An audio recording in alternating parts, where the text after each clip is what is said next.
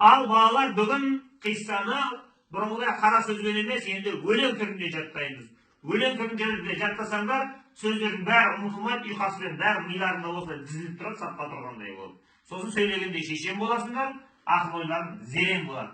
Анда бісміллә бүгін Ақбөкеннен бастаймыз. Мақұл ма? Кәрімнің қаһарланса кәрім үшті, күн әлем жанабына жалынышты. Атамыз адам Зәлиха анамыз бәрінен болып еді бақ үшті. Арсызға азғырылып аңдаусыздар, жазмышы солай болар, жаңылысты. Жаппа сақтасақ бұйырған жерге түсіп, қайғырып қаншама жыл жабылысты. Ұшқан қос жүгірген аң жанды жансыз, жаппардың құзырына бағынышты. Күтіммен алды үшін жүреді екен, көңілін алаң билеп сағынышты. Алланың халифасы жерге түсті, дегендесі бәрінен сабырышты. Мекені Жидда тау екен деген, дақпырта кет таралып тағышты. Арқада бірақ бөкен жүреді екен, адамның нұр жүзіне жанышты. Естисап нақпарды байыстаппай, алдымен жетейін деп алышты. Таумен тас шырайын алды табанында, тигенде тұяғынан жалынышты. Ұшқан құс қанат қақса шағын көрмей, ізінен адаспа салысты. Айсырап жерлерді алып арба ашып, Жиддаға жете бере талғышты. Бөкенді сонодайдан күтіп тұрған адамның аяқтарын барып ұшты. Әлқисса аңыз солай басталады. Ей Аллам, білушіздің аңызды. Дұрыс. Бісміллә сөздің сарасы, пайғамбар хақтың дарасы, 18 мың ғаламға халифа қылған данасы. Тұрпатын сұлу жаратқан, және де артық санасы. Сосын? Адамның жүзін көруге артында қалып даласы. Жеткен-ақ екен осылай, бөкенді имамдың баласы. Сосын? Өкпесі өшіп жануар, яғын қандап жарасы. Келді қалып туады, қанталап көздің аласы. Одан кейін?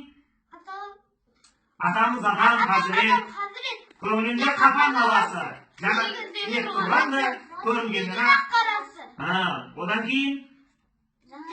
Жарашып кетті кейіпке, сағылған қандай шамашасы. Сосын? Керкесін тыңдап көргенде, бірдеммен арасы. Пайғамбар сонда ойлады, уайымға терең бойлады. Күндердің күні болғанда, айналып қара орманға, ұрпағым жерге толғанда, көңілінен иман солғанда, аңменен құсқа тор құрып, аяусыз қанын сорғанда. Оран да тоймай аш көзі, анарып маңын шолғанда, көздерін қара шел басып, көңілінен мастық толғанда, көзіне түссең солардың, адамға көрмей ғашық боп, мұншама құрбан болғанда, жан сенің болған есіл мал, кімалар сенің қорғанға. Дұрыс, кімалар сенің қорғанға. Астыңғы ерні қызырлап, үстіңгі ерні жыбырлап, Ақбөкен сонда сөйледі, ақырын ғана сыбырлап. Армысың адам асылым, екі әлемдегі ғашығым. Сосын? Жамалың жәннат мен үшін, жолыңда құрбан асығым. Алладан жеткен еншімсің, өзіңді көріп тасыдым. Ұрпағың тосса амал не, болмаса дағы жазығым. Қарынды судай шашсегер, жазмыштан озмыш жоқ деген, не көрсетсе де разым. Осылайша Ақбөкен келіп жетті арманына, қарамай аяғының талғанына. Кешігін разылықпен шүкіретті, қарғыздың қалайына, салғанына. Адамға еркелейді елжіретіп, тұмсығын жанат сәби бармағына. Адамға разылықпен еміренді, таң болып Ақбөкеннің талғанына. Тұрама, тұла бойын тебіренбей, іліксең табиғаттың қармағына.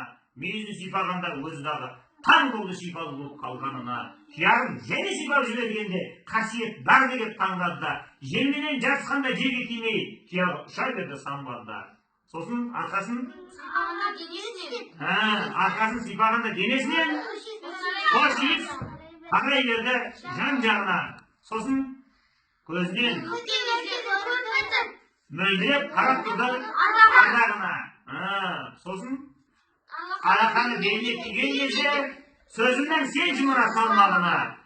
Буаз кезде жынысын елігінің өзгертті өзіп. Жынысын буаз кезде елігінің өзгертті өз сайғып талғанына. Құдайдың құдіретінде шек болған ба, құлағым әлдеменен алғанына. Мұнан соң қолын жай бата қылды, жаратқан жар болсын деп малғанына. Бахарда көрінетіп көбейгенде, жем болма итсіңнің аруларына. Жер тұрсын, шымын шіркей жоламасын, кішкентай Құралайдың маңдарынан, Құралайдың салқыны содан қалған, мұны білмес адам жоқ таңдамына. Төлдегенде арнай өр шығар, түйе табан бегенші талқанына. Кие біткен киікке киген жанды бет сипады пайғамбар қарғанда. Алланың қаһарынан қорыққан жан, ой жүгіртсін сөзімнің қалғанына. Содан кейін сөзімнің ой жүгіртсін қалғанына.